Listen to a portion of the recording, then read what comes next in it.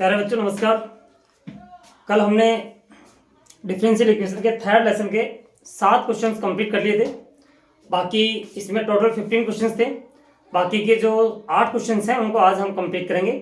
तो देखिए इधर 8वां क्वेश्चन देखिए, क्वेश्चन नंबर 8। और क्या है ये क्वेश्चन नंबर 8? ये है हमारे पास d+2 इंटू d-1 का होल क्यूब, d-1 का होल क्यूब और बाहर y है इज इक्वल टू 0 है, इज इक्वल टू 0 है। देखिए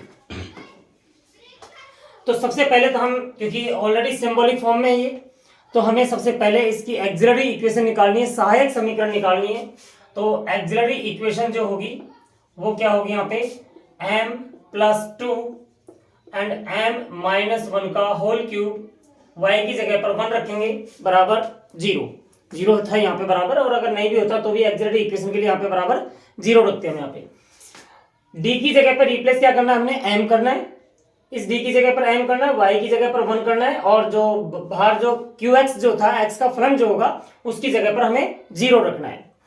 ठीक है बच्चों, और ये सारी चीजें मैं पिछले वीडियो में बता चुका हूँ, 3 वीडियो शूट हो चुके हैं, 3 वीडियो मैं डाल चुका हूँ यूट्यूब पे, तो आप उनको देख लीजिएगा पीछे जा करके, और वहां से आपको पता चल जाएगा इसकी कैसे निकालते हैं। यहाँ पे अब यहाँ से हमें m की वैल्यू निकालनी है।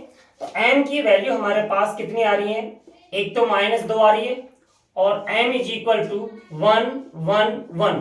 क्यों आया 3 बार, क्योंकि यहाँ पे पावर 3 है।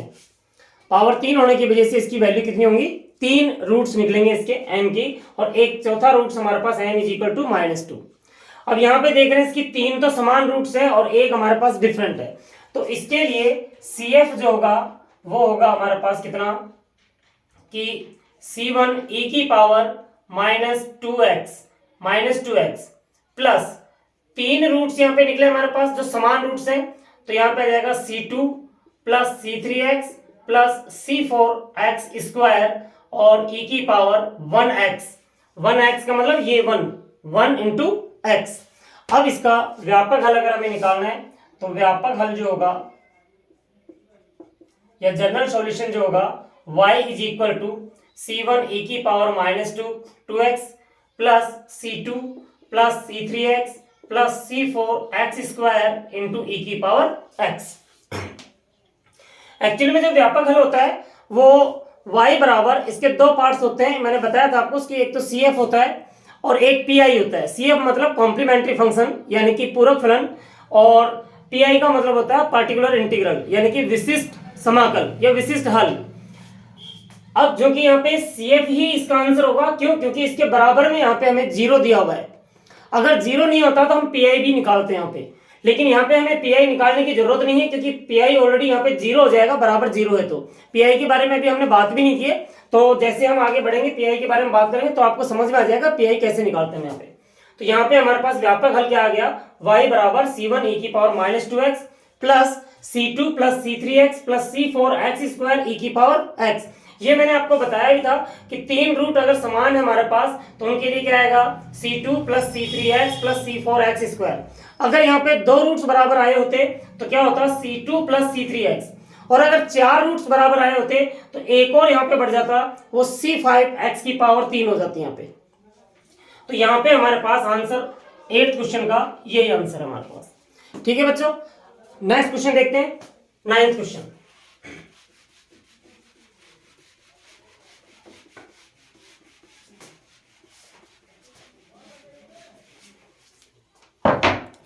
अगला क्वेश्चन 9th क्वेश्चन जो है हमारे पास ये है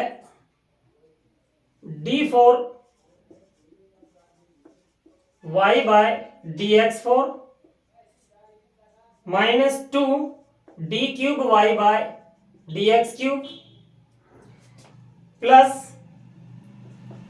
2 d square y by dx square -2 dy by dx plus y बराबर 0। आप यहाँ पे देख रहे होगे कि मैंने एक टर्म यहाँ पे बढ़ा दी है -2 dy बाई dx, जबकि क्वेश्चन के अंदर यहाँ पे नहीं है। तो ध्यान रखना बच्चों, ये एक मिस प्रिंट है यहाँ पे, तो इसको आप ठीक कर लेना। 9th क्वेश्चन जो है उसके अंदर यहाँ पर -2 dy/dx भी है यहाँ पे। तो चलिए पहले इसको सिंबॉलिक फॉर्म में लिखते हैं यहाँ पे। तो सिंबॉलिक फॉर्म क्या होगी यहाँ पे कि d⁴ -2 d³ plus 2d² -2d plus 1, और y यहां से हम बाहर निकाल देंगे। तो y बाहर निकालेंगे, यहाँ पे 1 ही बचेगा। ये y ये y ये y ये बाहर निकाल देंगे। बाकी d/dx की जगह पर हमने क्या क्या रखा यहाँ पे d² y/dx स्क्वायर की जगह पर d², d³ y/dx³ बराबर क्या रखा d³ और d⁴/dx4 जो है हमारे पास d4 हो जाएगा और इज इक्वल टू 0। अब इसके बाद क्या निकालना है यहाँ पे एक्सिलरी इक्वेशन। एक्सिलरी इक्वेशन यानी कि सहायक समीकरण क्या होगी, d की जगह पर आपको m रखना है यहाँ पे, तो m⁴ -2m³ plus 2m² -2m plus 1 is equal to 0, और y की जगह पर यहाँ पे 1 रखना है, तो 1 रखेंगे तो यही हमारे पास निकल के आएगा।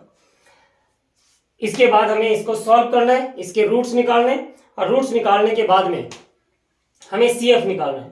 तो यहाँ पे देख रहे होगे इसकी चार घात का ये बहुपद है, तो यहाँ पे m की वैल्यूज हमारे पास 4 आएंगी, यानी कि इसके जो रूट्स होंगे वो 4 रूट्स होंगे।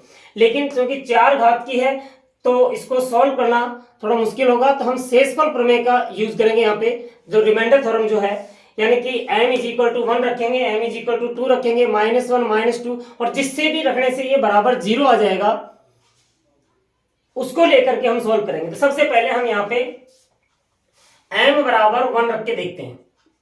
m बराबर 1 रखेंगे तो इसी के अंदर देखिएगा, m बराबर 1 रखा और एक 1 ये रहा, 2 और एक 3, 3 और एक 4, और यहाँ पे -2 और -2, -4 हो जाएगा। इसका मतलब 4 - 4 इज इक्वल टू 0, 0 हो रहा है, तो इसका मतलब हो गया इसकी m-1 इसका एक फैक्टर हो जाएगा, और हम इसको अब डिवाइड कर लेंगे, m4 -2m³ plus 2m² -2m plus 1, और इसको हम यहाँ पे डिवाइड कर लेंगे यहाँ पे बच्चों, और डिवाइड करेंगे कितने टाइम्स आएगा 3 टाइम्स। तो m को मल्टीप्लाई करेंगे m4 और माइनस का m³, यहां से बचेगा हमारे पास कितना माइनस प्लस, ये तो कैंसिल आउट हो जाएगा, और 2 में से तो माइनस का m³ बचा प्लस 2m² बचा माइनस का 2m प्लस का 1।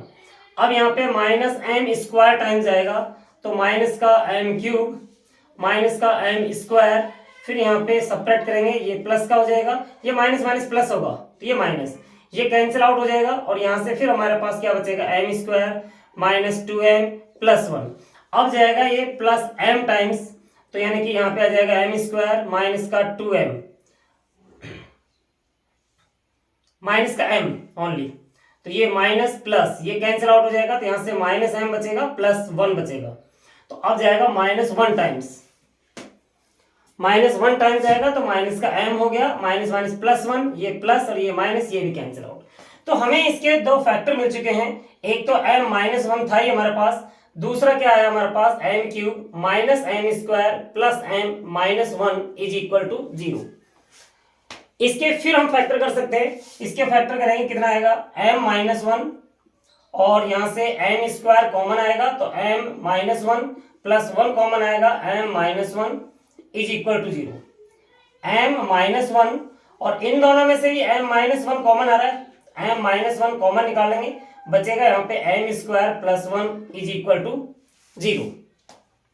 तो यहां से देख रहे होगे कि हमारे पास m की दो वैल्यूज आ गई 1 और 1, और यहां से जो m की वैल्यू आएगी m² प्लस 1 बराबर 0 होगा, तो m² बराबर -1, तो m की वैल्यू कितनी होगी यहाँ पे प्लस माइनस आयोटा, क्योंकि √(-1) जो होता है वो आयोटा होता है। तो हमारे पास यहाँ पे इसको हम लिख सकते हैं 0 प्लस माइनस आयोटा, ठीक है।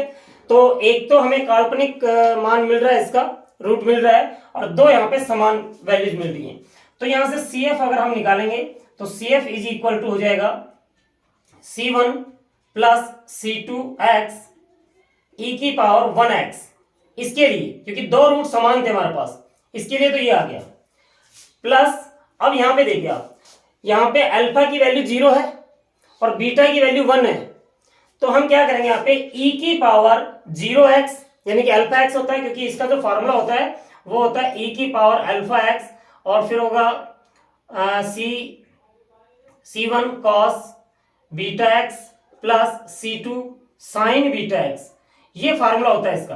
तो अल्फा की जगह पर यहाँ पे कितना है 0, और बीटा की जगह पे कितना है यहाँ पे 1, तो यहाँ पे रखिए e की पावर 0x होगा तो 1 ही हो जाएगा, और C1, क्योंकि C1 और C2 आ चुके थे तो यहाँ पे C3 लेंगे, cos बीटा x, बीटा की वैल्यू 1 है तो cos x हो जाएगा, प्लस C4 sin x हो जाएगा, और हमारा व्यापक हल जो होगा वो यही निकल के आएगा। तो y बराबर C1 प्लस C2x इंटू ई की power x plus C3 cos x plus C4 sin x, और ये हमारा आंसर हो जाएगा, क्योंकि पी तो यहां पर भी नहीं निकलेगा क्योंकि इक्वल टू 0 है यहाँ पे। तो आई थिंक ये समझ में आ गया होगा क्वेश्चन। ये हमने सिंपल डिवाइड करके देखा था, और यहाँ पर हमने m इज इक्वल टू 1 रखा, उसी से 0 आ गया। अगर m इज इक्वल टू 1 रखने पर ये 0 नहीं आता तो हम m इज इक्वल टू -1 रखते, उससे भी 0 नहीं आता तो 2 रखते, उससे भी 0 नहीं आता -2 3 -3, जिससे भी 0 आता।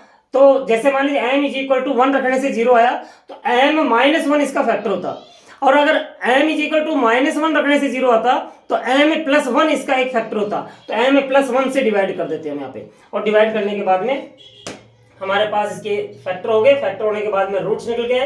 रूट्स हमारे पास दो तो समान आ रहे हैं, वास्तविक रूट्स थे, और 2 हमारे पास इमेजिनरी रूट्स है, यानी कि काल्पनिक मूल थे। तो इसके आधार पर हमने CF निकाला। चलिए बच्चों, ये 9th क्वेश्चन था। 10th देखते हैं।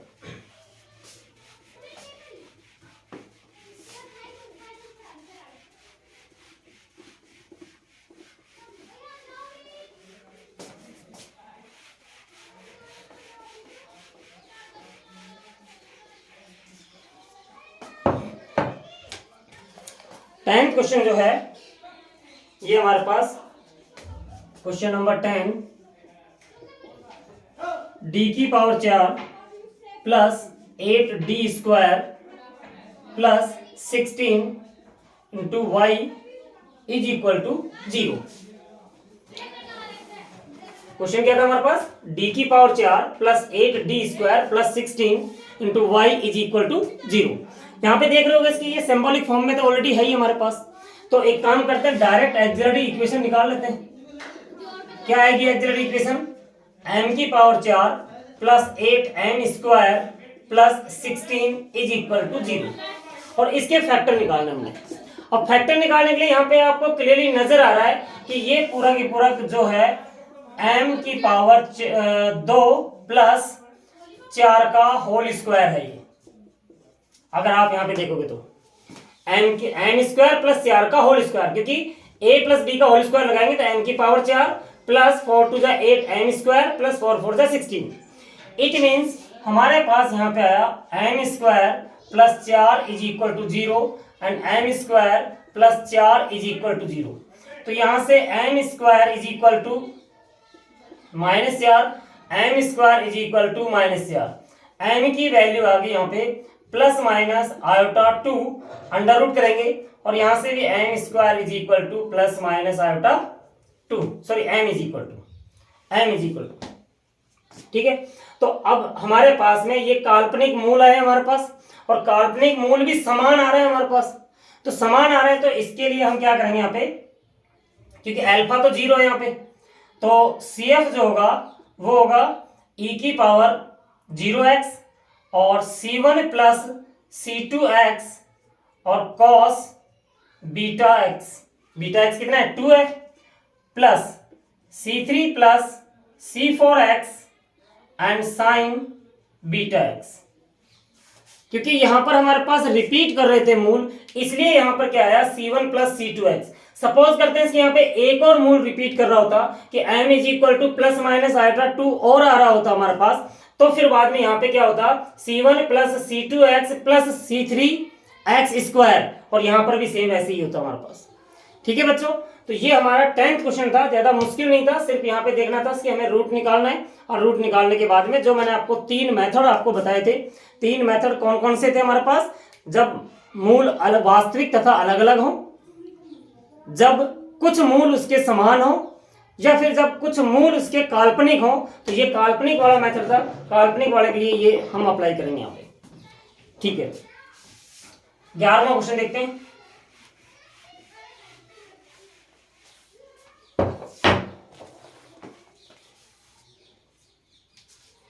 ग्यारहवां क्वेश्चन है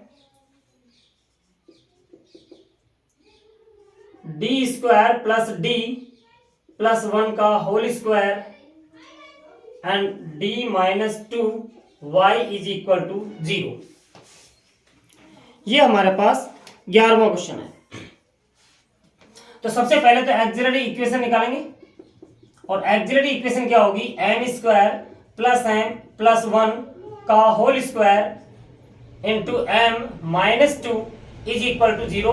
वाई की जगह पे 1 रखेंगे और डी की जगह पर एम रखेंगे।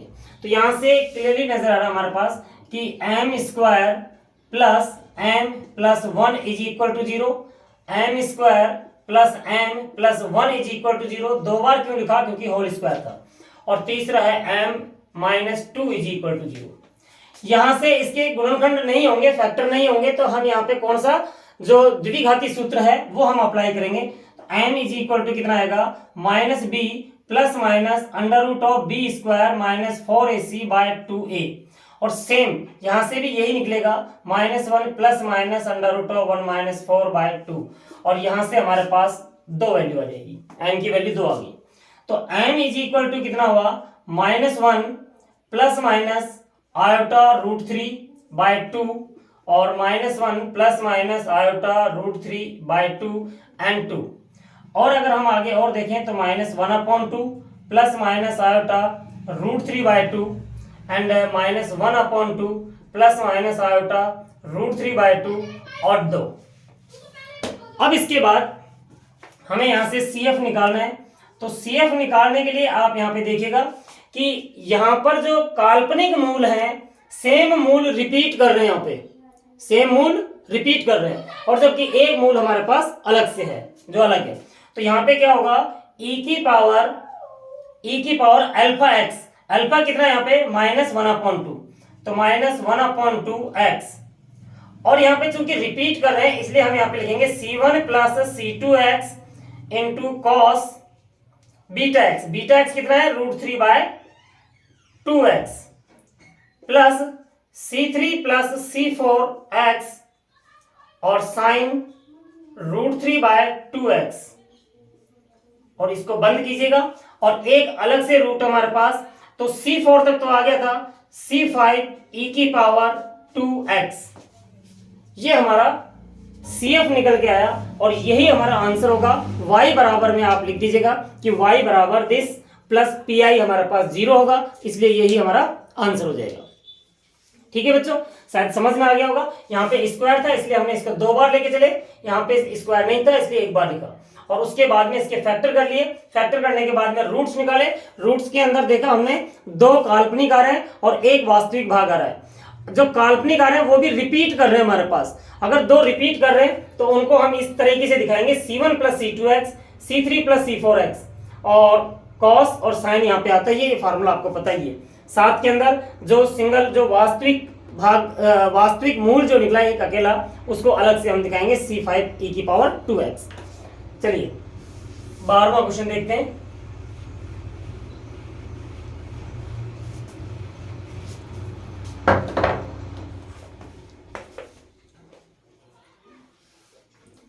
बारहवां क्वेश्चन है हमारे पास कि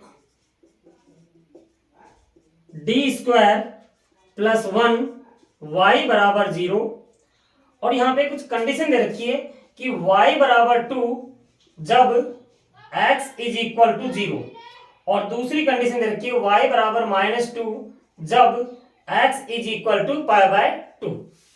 ये कंडीशन दे रखी है। तो इसके लिए हमें अप्लाई करके ये कंडीशंस अप्लाई करने के बाद में हम यहाँ पे पहले तो व्यापक हल निकालेंगे, और व्यापक हल के बाद में ये जो कंडीशन दे रखी है ये कंडीशन पुट करने के बाद में इसका विशिष्ट हल निकालेंगे। विशिष्ट हल यानी कि विशिष्ट हल के अंदर क्या आता है, जो ये विशिष्ट हल वो नहीं है जो PI वाली जो मैं बात कर रहा था, ये विशिष्ट हल आपने 12वीं में भी पढ़ा होगा। जब ये कंडीशन दी जाती है तो जो आर्बिट्रेरी कांस्टेंट जो होते हैं, स्वेच्छ अचर, जो यहाँ पे C1 C2 C3 C4 आ रहे थे, इनको ये वैल्यूज पुट करके समीकरण बनेंगी। उन समीकरणों को हल करके C1 C2 C3 C4 की वैल्यू निकालेंगे और फिर व्यापक हल के अंदर उन स्वेच्छ अचरों की जगह पर ये जो वैल्यू निकाली थी ये पुट करने के बाद में हमारा आंसर होगा। चलिए देखते हैं, इसको सॉल्व करते हैं। पहले सबसे पहले तो यहाँ से, क्योंकि सिंबॉलिक फॉर्म में ऑलरेडी दे रखा है, तो यहाँ से आप निकालिए इसका एक्सिलरी इक्वेशन। जब एक्सिलरी इक्वेशन निकालेंगे तो क्या आएगा, AE is equal to m square plus 1 is equal to 0। तो यहां से हो जाएगा m square is equal to -1 और m is equal to plus minus iota, क्योंकि अंडर रूट ऑफ -1 की वैल्यू कितनी होती है, आयोटा होती है। और साथ में हम यहाँ पे अल्फा की वैल्यू 0 हो जाएगी। तो यहाँ से CF जो होगा कॉम्प्लीमेंट्री फंक्शन होगा, वो क्या होगा, क्योंकि अल्फा की वैल्यू 0 है तो e की पावर 0x करेंगे तो वो तो 1 हो ही जाएगा। तो यहां से आ जाएगा हमारे पास C1 cos beta x, beta यहाँ पे आयोटा का गुणांक होता है तो वो 1 ही है तो x ही हो जाएगा, प्लस C2 sin x। तो यहां से व्यापक हल जो निकल के आया हमारे पास वो क्या है, व्यापक हल y बराबर C1 cos x plus C2 sin x, क्योंकि PI तो यहां से निकल ही नहीं रहा है क्योंकि बराबर में 0 है। तो यहां से हम क्या निकालेंगे, सिर्फ y बराबर CF रख देंगे, यही हमारे पास व्यापक हल होगा। अब व्यापक हल से जब हमें ये कंडीशन दे रखी है तो यहां पे लिखेंगे कि y बराबर 0 जब x बराबर 0, सॉरी y बराबर 2 है, यहाँ पे y बराबर 2 जब x बराबर 0। ये दोनों चीजें यहाँ पे पुट करेंगे तो y की जगह पे 2 रखेंगे is equal to C1 cos 0 plus C2 sin 0। तो यहां से आप देख रहे cos 0 की वैल्यू 1 होती है, sin 0 की वैल्यू 0 होती है, ये तो 0 हो जाएगा। cos 0 की वैल्यू 1 होती है तो यानी कि C1 की वैल्यू कितनी आ गई, 2।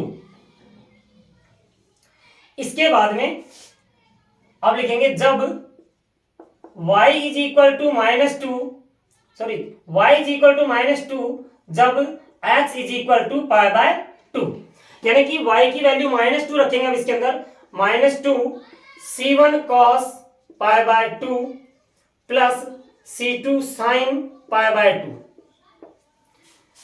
यहां से देखिए cos π/2 की वैल्यू 0 होती है, sin π/2 की वैल्यू 1 होती है, तो -2 इज इक्वल टू C2 और इसका नाम दे दीजिएगा इक्वेशन 1। तो C1 व C2 का मान, C1 व C2 का मान समीकरण 1 में रखने पर, जब 1 में रखेंगे तो यहां से कितना आएगा, y is equal to C1 की वैल्यू है हमारे पास 2 cos x प्लस C2 की वैल्यू -2 है तो -2 sin x। ये इसका आंसर आ जाएगा हमारे पास, ठीक है। शायद मेरे हिसाब से बुक के अंदर ये आंसर नहीं दे रखा है, बुक के अंदर कुछ और दे रखा है, और वो क्या दे रखा है बताता हूं मैं। y इज इक्वल टू 2 कर लीजिएगा इसको, और यहां पे लिखिएगा 1/√2 cos x minus 1/√2 sin x। इसको थोड़ा जो बुक का जो आंसर दे रखा है अगर वो निकालना चाहते हो तो इसको आप √2 से मल्टीप्लाई करना, √2 से डिवाइड करना। अब क्या होगा, ये 2/√2 1/√2 कितना होता है, cos π/4 and cos x minus 1/√2 sine में रखेंगे तो sin π/4 sin x 2/√2, और ये cos a cos b minus sin a sin b, यानी कि cos a प्लस b का फॉर्मूला बन रहा है। और ये आंसर दे रखा है, लेकिन आपको टेंशन करने की जरूरत नहीं है, आप यहां पे भी छोड़ दोगे तो ये आंसर आपका बिल्कुल ठीक है, गलत नहीं है। लेकिन इसको थोड़ा सा, क्योंकि उसके अंदर इस फॉर्म में आंसर दे रखा है तो हमने इस फॉर्म में निकालने के लिए √2 से मल्टीप्लाई कर देंगे, √2 से डिवाइड कर देंगे। ठीक है बच्चों, आई थिंक समझ में आ गया होगा ये क्वेश्चन। हमें जो कंडीशंस दे रखी थी, इन कंडीशंस का यूज करके पहले व्यापक हल निकालेंगे, फिर उसके बाद में ये जो कंडीशन जो कि y और x की वैल्यू जो दे रखी थी, इनका यूज करके हम वहां से C1 C2 की वैल्यू निकालेंगे। C1 C2 का मान वापिस हम उसी व्यापक हल के अंदर जो जनरल सॉल्यूशन था उसके अंदर हम पुट करेंगे। पुट करने के बाद में हमारा आंसर आ जाएगा, ये आंसर आ रहा है। चलिए नेक्स्ट क्वेश्चन देखते हैं।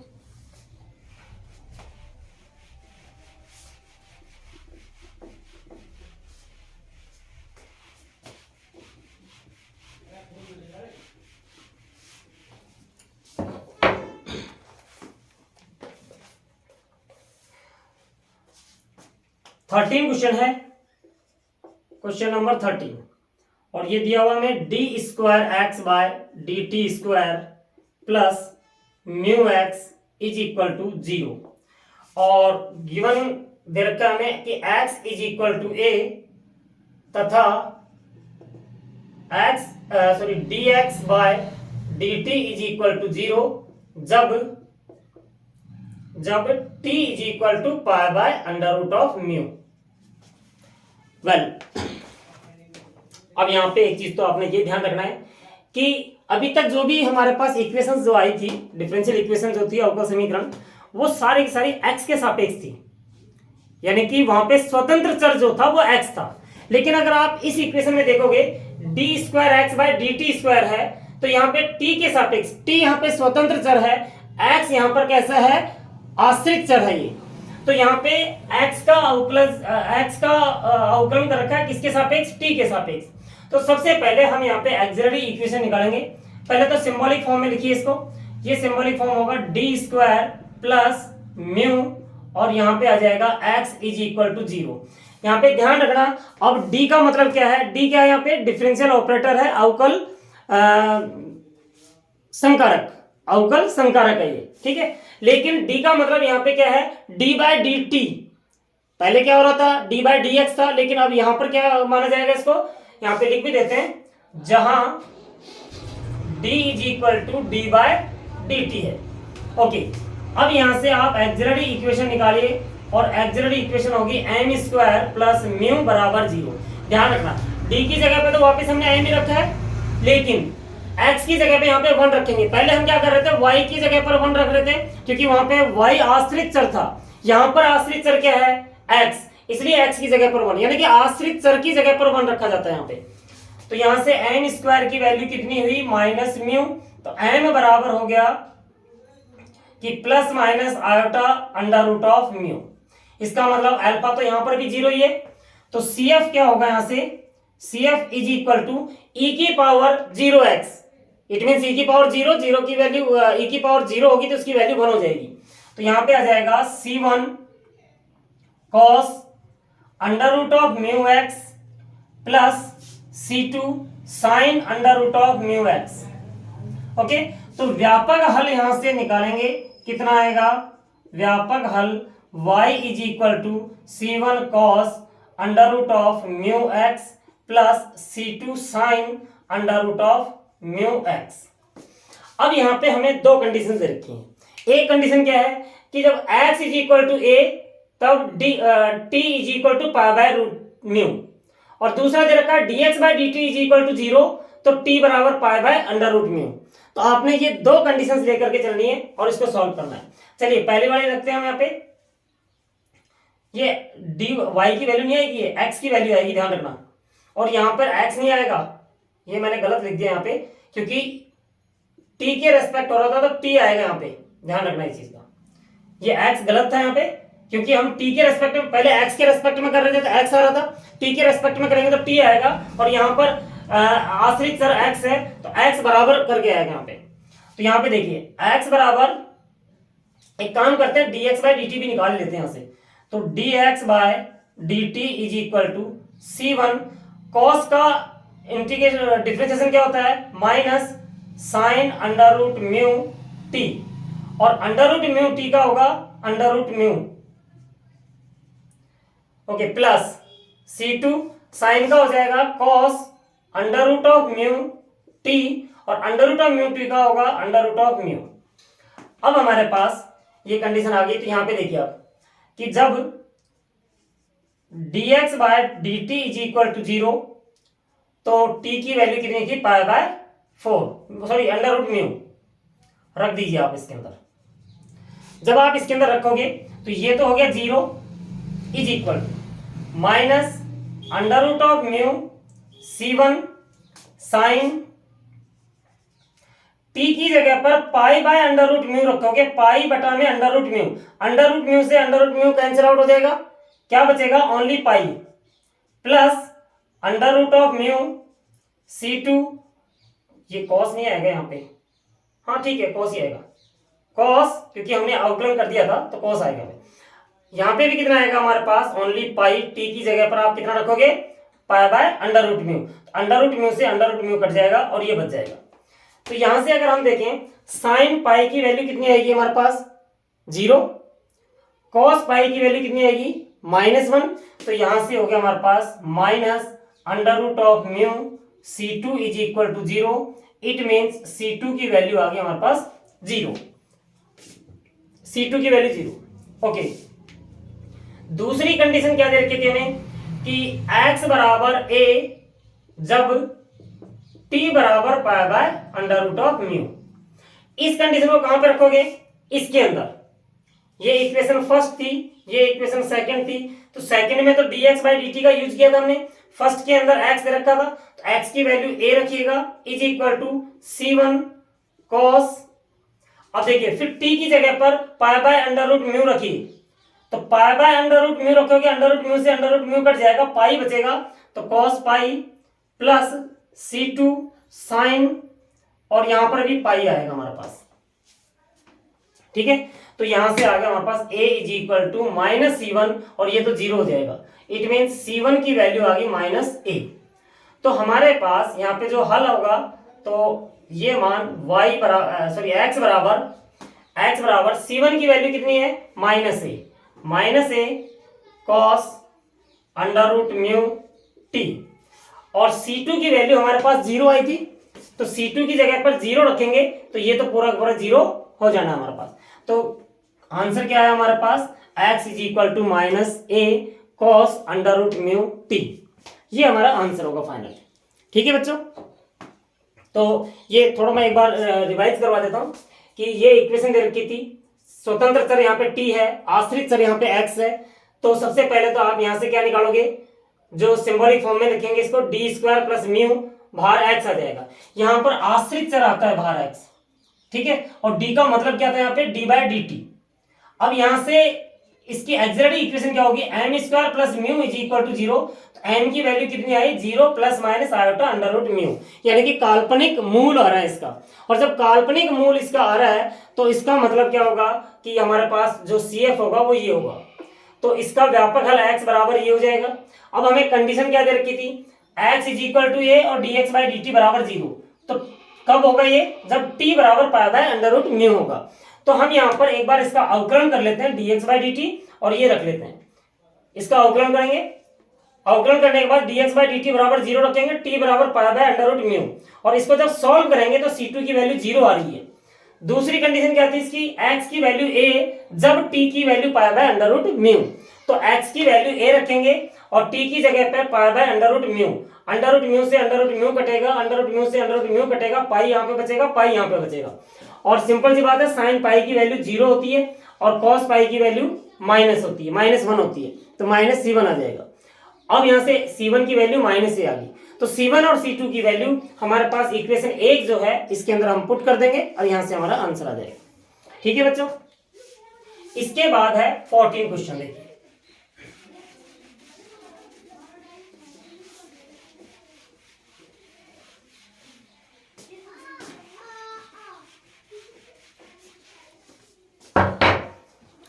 14 क्वेश्चन जो है कि डी स्क्वायर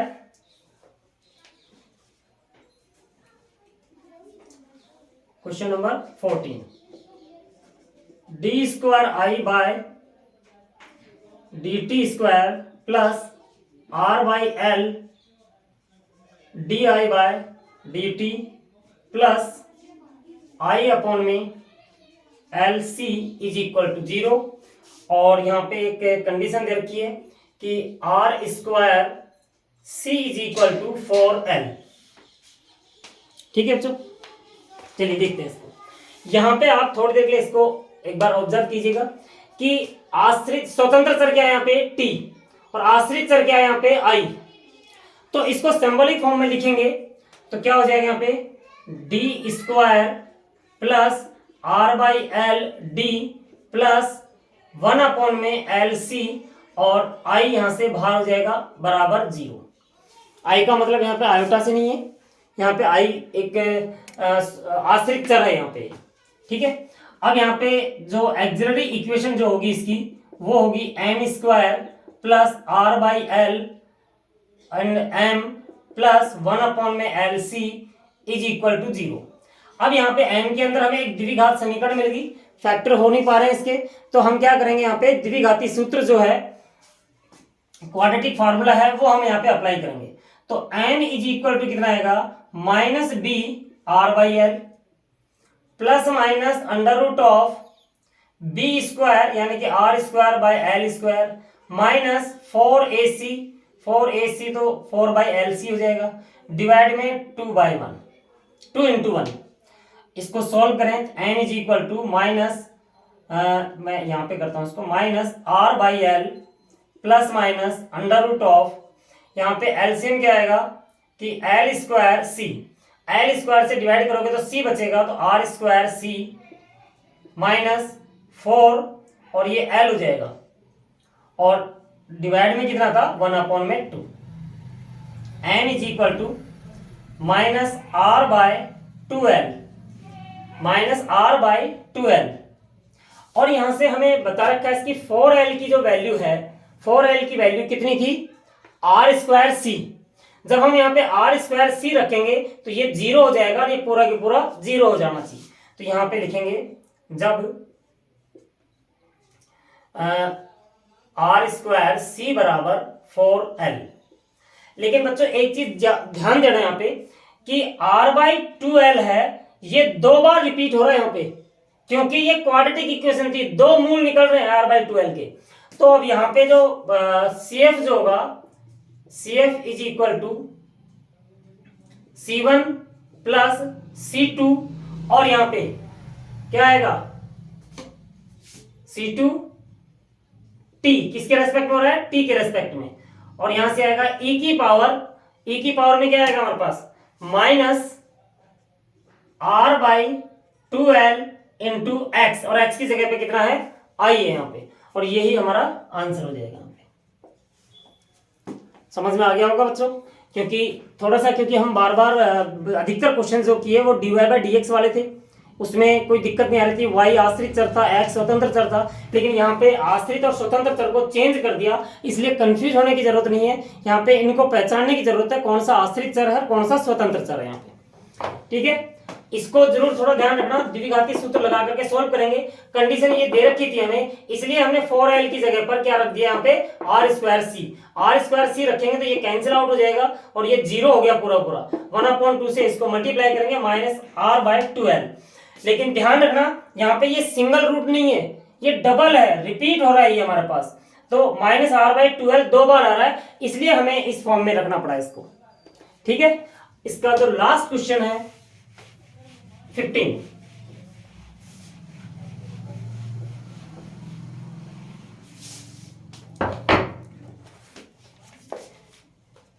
क्वेश्चन है हमारे पास कि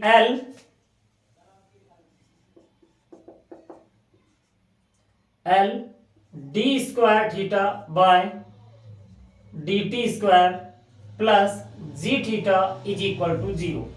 और यहां पर भी कंडीशन हमें दे रखी है कि theta is equal to theta naught और D theta by D T is equal to 0 जब t इज इक्वल टू 0। देखिए सबसे पहली बात तो यहां पे देखेंगे इसकी स्वतंत्र चर क्या है यहाँ पे t और आश्रित चर क्या है यहाँ पे थीटा, तो इसको सिंबॉलिक फॉर्म में लिखिए आप, तो ये हो जाएगा L d square plus g और थीटा यहाँ पे बाहर हो जाएगा, थीटा इज इक्वल टू 0। तो एक्सिलरी इक्वेशन जो होगी वो आएगी हमारे पास L m square plus g is equal to 0। Theta यहाँ पर क्या था, आश्रित चर था, इसकी जगह पर हम 1 रखेंगे, तो यहां से m स्क्वायर की वैल्यू कितनी आएगी, माइनस g बाय एल। तो m की वैल्यू कितनी आ गई यहाँ पे कि plus minus iota under root of g by l. तो CF जो होगा वो होगा e की पावर 0, क्योंकि e की पावर 0t, लेकिन यहाँ पे 0t का मतलब 0 हो गया, तो e की पावर 0 कितना हो जाएगा, 1 हो जाएगा। इसका मतलब हो गया कि C1 cos बीटा एक्स कितना है, under root g by L X plus C2 cos नहीं sine under root of g by L, X नहीं टी आएगा यहाँ पे, क्योंकि यहाँ पे स्वतंत्र चर टी है। ये हो गया। अब यहां से व्यापक हल निकाल लेते हैं। तो व्यापक हल होगा y बराबर c1 cos under root of g by l t plus c2 sine under root of g by l t. और यहां से अब देखते हैं यहाँ पे कंडीशन क्या है, D theta by D T भी है। तो पहले हम थीटा बराबर थीटा 0 लिख लेते हैं यहाँ पे। ये y बराबर नहीं आएगा यहाँ पे, क्योंकि हमारे पास थीटा बराबर आएगा, ठीक है, थीटा की वैल्यू, क्योंकि यहाँ पे आश्रित चर क्या है, थीटा है। ओके, पहले D theta by D T निकाल लेते हैं, कितना आएगा देखिए। c1 तो है यहाँ पे, कॉस का क्या होगा sine under root of g by l t, और ये माइनस में आएगा, और साथ में under root of g by l t, ये तो कांस्टेंट है, तो यहां पे आ जाएगा under root of g by l plus c2 ये cos under root of g by l t, और यहां पे आएगा under root of g by l भी आ जाएगा। अब यहां पे दोनों कंडीशंस हम रख लेते हैं। कंडीशंस क्या क्या हमारे पास, कि इसको इक्वेशन नाम दे देते हैं 1 और इसको दे देते हैं नंबर 2। तो D theta by D T बराबर 0 जब t बराबर 0। अब D theta by D T बराबर 0 होगा तो इसकी वैल्यू तो 0 हो जाएगी, 0 इज इक्वल टू, अब देखिए t की जगह पर 0 रखेंगे तो साइन 0 हो जाएगा, साइन 0 की वैल्यू 0 होती है। t की जगह पर 0 रखेंगे तो कॉस 0 की वैल्यू 1 होती है, तो under root of g by l c2 1 हो जाएगा। तो यहां से c2 की वैल्यू हमारे पास 0 आ गई। अच्छा, अब समीकरण 1 से देखते हैं हम कि थीटा की वैल्यू कितनी है हमारे पास, समीकरण 1 से किसके लिए, theta is equal to theta 0 जब t is equal to 0 put कीजिएगा।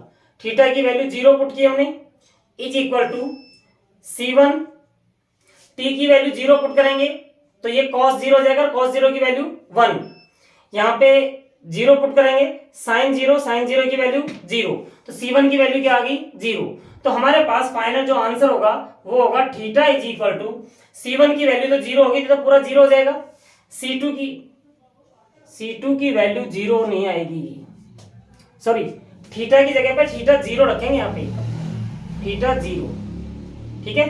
तो यहाँ पे आ गया हमारे पास c1 की वैल्यू कितनी आई, थीटा नॉट, और cos under root of g by l t, ठीक है ना, क्योंकि थीटा की जगह पे क्या रखना हमने, थीटा नॉट, तो थीटा की जगह पर हमने theta naught is equal to t की जगह पर जब 0 रखेंगे, तो जब यहाँ पे 0 रखा तो कॉस 0 हो गया, कॉस 0 की वैल्यू 1 होती है, और यहाँ पे साइन 0 होगा, साइन 0 की वैल्यू 0 होती है, तो c1 की वैल्यू हमारे पास कितनी आ गई, थीटा नॉट। तो यहाँ से हमारे पास आंसर आया theta is equal to theta naught cos under root of g by l t, और यही हमारा आंसर होगा। ठीक है बच्चों, तो शायद मेरे हिसाब से ये सारे क्वेश्चंस हमारे 15 के 15 कंप्लीट हो गए। अब ध्यान रखना कि नेक्स्ट वीडियो के अंदर मैं पीआई निकालना बताऊंगा, और ये भी ध्यान रखना कि ये जितने भी निकाले थे, अब आगे के जो क्वेश्चंस करेंगे हम, अगली एक्सरसाइज करेंगे, उससे अगली एक्सरसाइज करेंगे, तो ये जो 15 क्वेश्चंस जो किए हैं अभी आपको थोड़ा सा मुश्किल लग रहा होगा, ये बहुत आसान हो जाएंगे। क्यों, क्योंकि पीआई जब निकालेंगे तो वहां पे सीएफ निकालना हमारे लिए बहुत आसान है।